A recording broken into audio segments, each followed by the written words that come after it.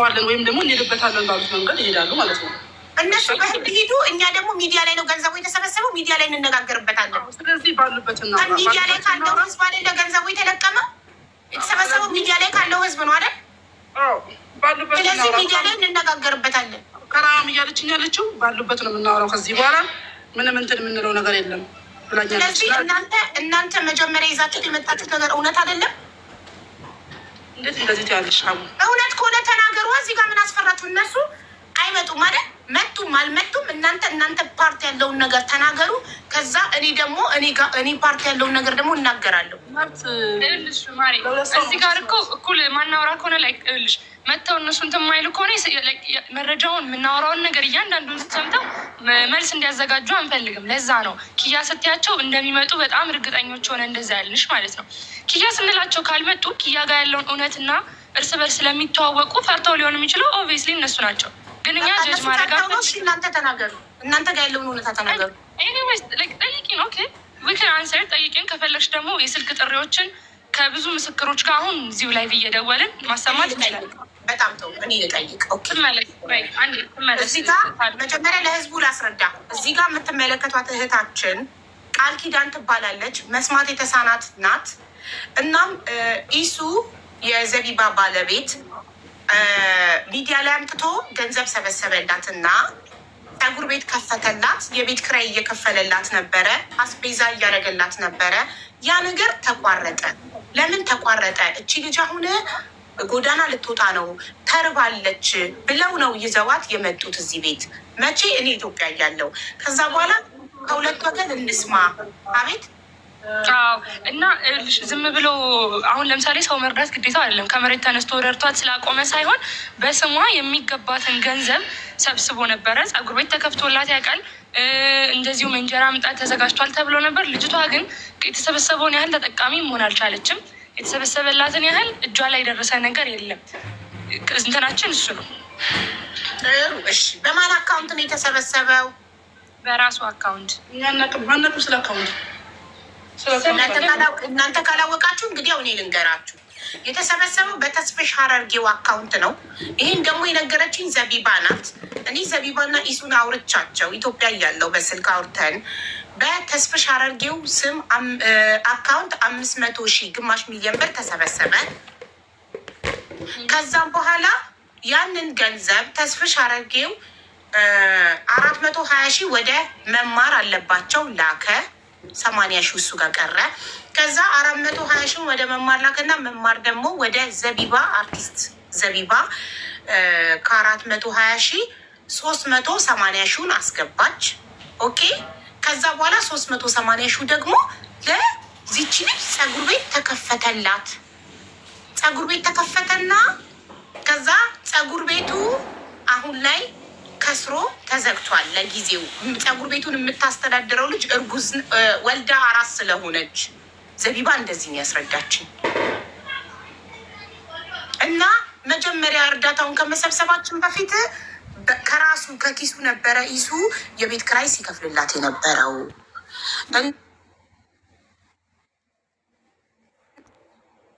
ነው ያሉት። በራሷ የተሰበሰበው ለምን የዛኔ አካውንት አልነበራትም መሰለኝ፣ እንደዛ ነው ነበር ያሉት። ሶ አሁን ላይ ፀጉር ቤቱ ከስሮ ተዘግቷል። ለዛ ነው የቤት ክራይና አስቤዛ የቆመው።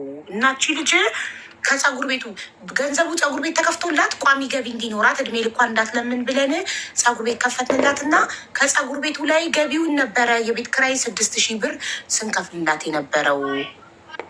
አሁን ፀጉር ቤቱ ከስሮ ሲዘጋ የፀጉር ቤቱ ወርሃዊ ገቢ 6,000 ብር ነበረ። ከዛ በዛ 6,000 ብር ነበር የቤት ክራይ ሲከፈልላት የነበረው። አሁን ፀጉር ቤቱ ከስሮ ተዘጋ።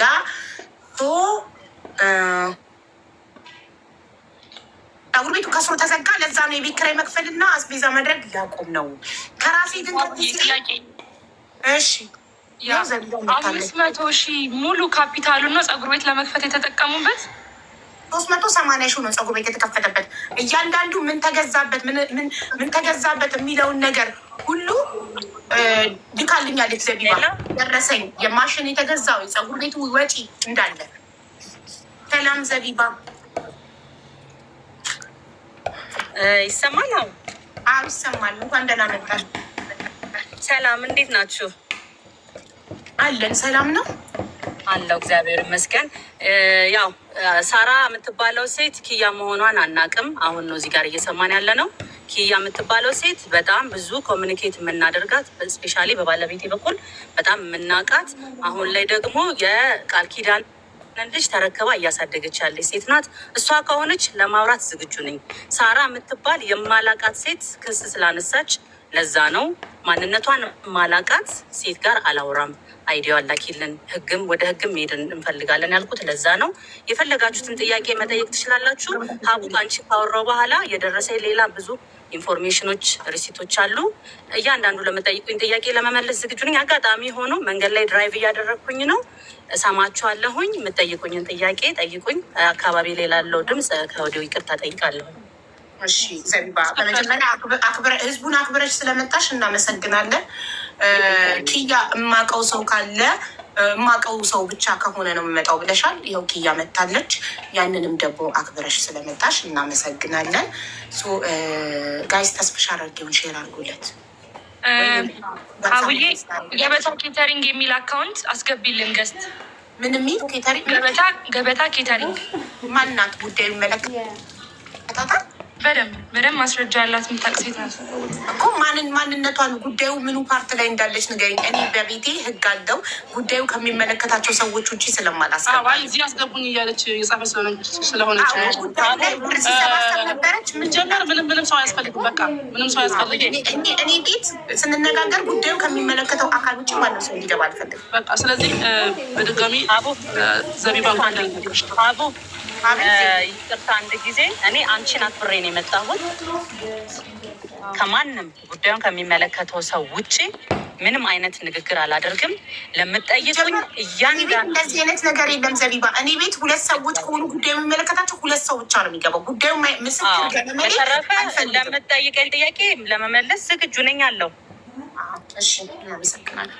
እሺ ወደ ጉዳያችን ስንገባ ጋይስ ተስፍሻ አድርጊው። መጀመሪያ ገንዘቡ እሱ በሱ አካውንት ስለገባ አንድ ሼር አድርጎለት። ቆይ ዋትሳፕ ላይ ቮይስ ላድርግለት።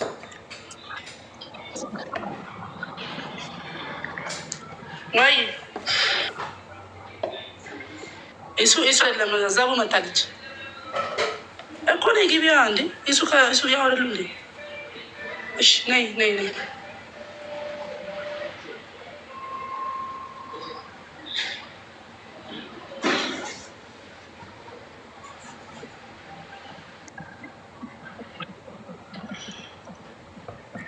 እሺ ጀምሩ። እሺ ማንን የጠራሽው? ሳራ እኔ እንትናን ፍሬ አስገብኝ ያለች ነው። እንትና አከራይዋ ናት እያለች ያለችው። ኦኬ አከራይዋ ትጻፍ። አከራይዋ ጉዳዩ ስለሚመለከታት ትጻፍ። ፍሬ ጻፍ። ወደ ጥያቄ ሊድ ዘቡንም ጠይቃት ነገር ያው በእርግጥ ከእሷ ጋር አውርተን አናውቅም። ከእሱ ጋር ነው የምናወራው ከባለቤቷ ጋር። ግን ያው እሷም እሱ ናት ብዬ ላስብና ልጠይቃት። አንዴ ወረቀትና እስክሪብቶ ሊያዝ። ይቅርታ አንዳንድ ጥያቄዎች ሲፈጠሩ ጭንቅላቴ ላይ የምንይዝና መልካም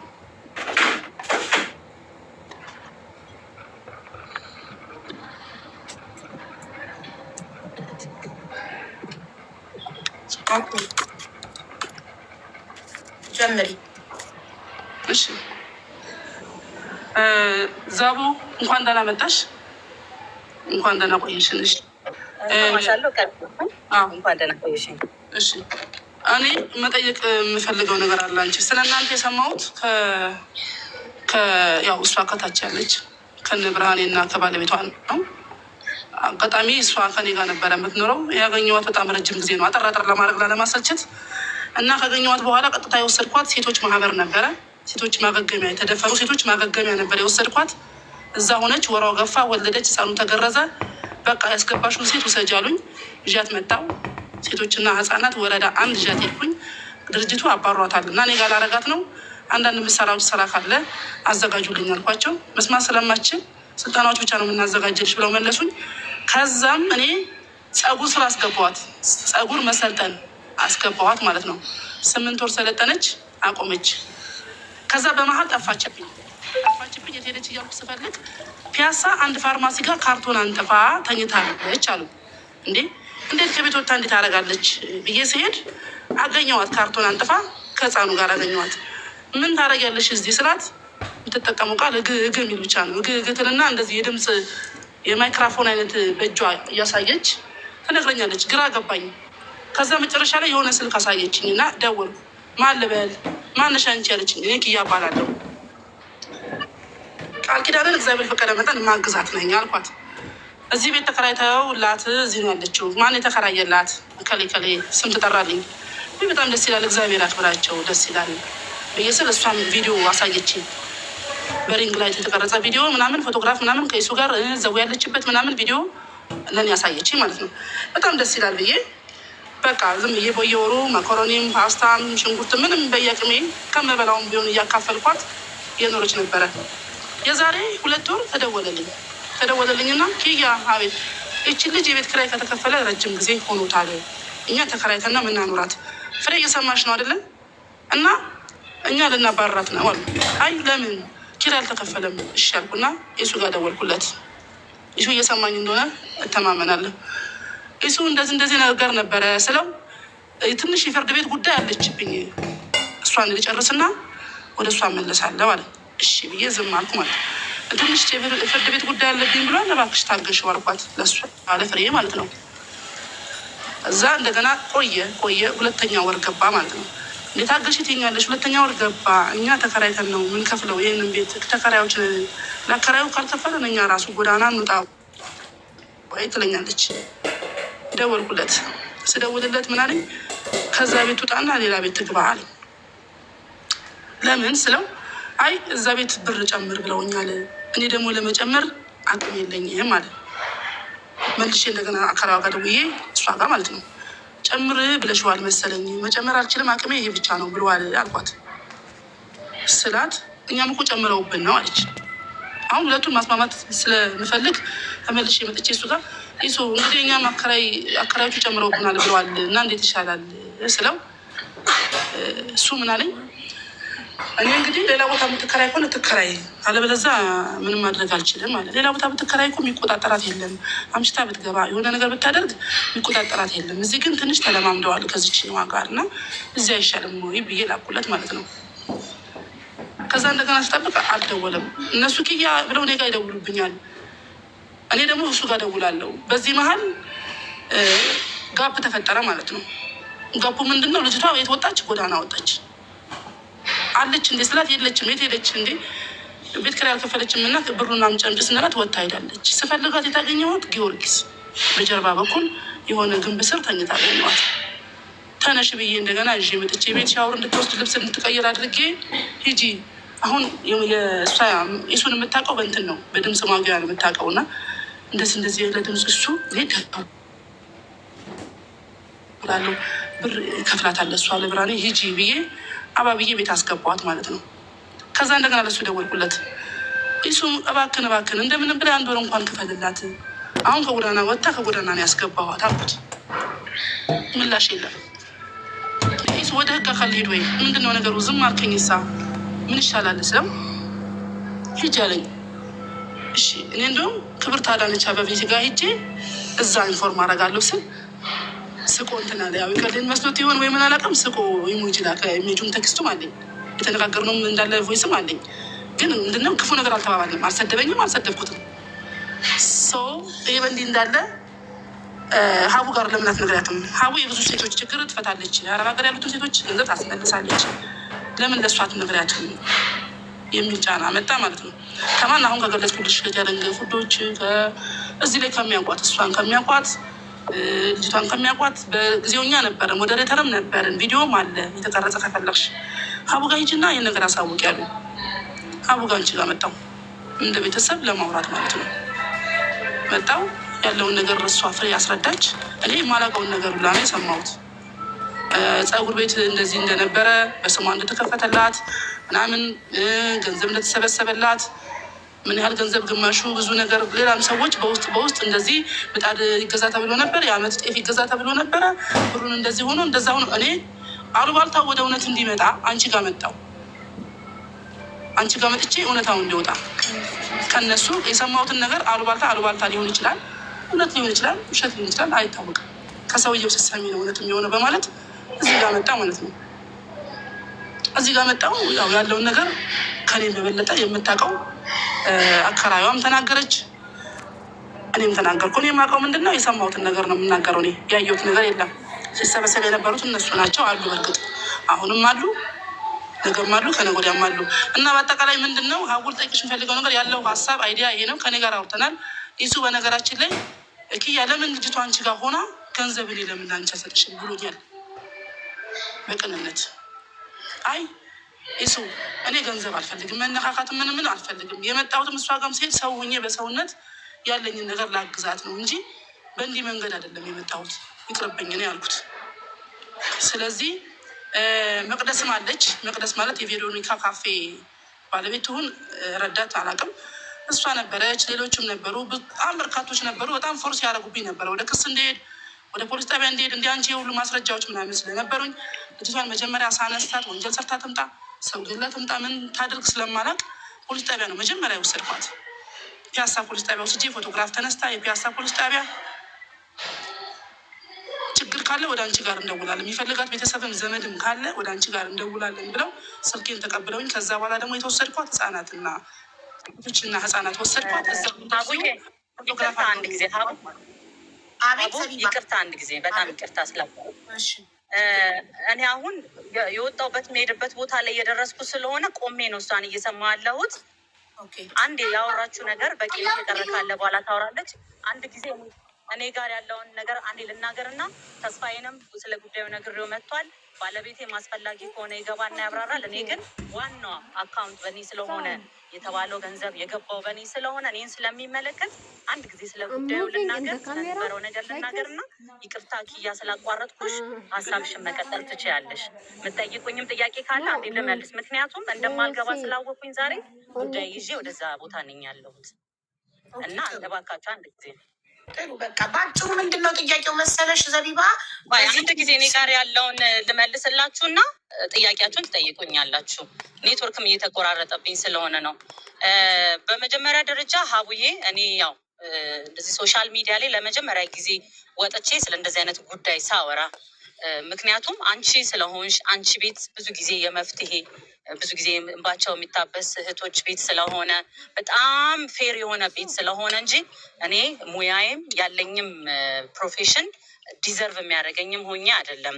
የዛም ጊዜም የዛሬ 3 ዓመት ምናምንም ባለቤቴ በሚያስተባብረው ከተስፋዬ አደርጊው ጋር በሆነው በሚያስተባብሩት ፕሮግራም ላይ ለማገዝ ገብቼ ነው እንጂ የኔም ስራ ሙያዬም ኤቲክስመንቱም ያለኝም ነገር በሙሉ እርዳታ ሆኖ አይደለም። የዛኔም በመተባበር ነው። ግን አንድና አንደኝ በጣም የሚገርመኝ ነገር 3 ዓመት ሙሉ የቤት ኪራይ ተቋርጦባታል ወይ? አከራዩ አጠገባቸው ካለች ትመልስልን። አንድ ሁለተኛ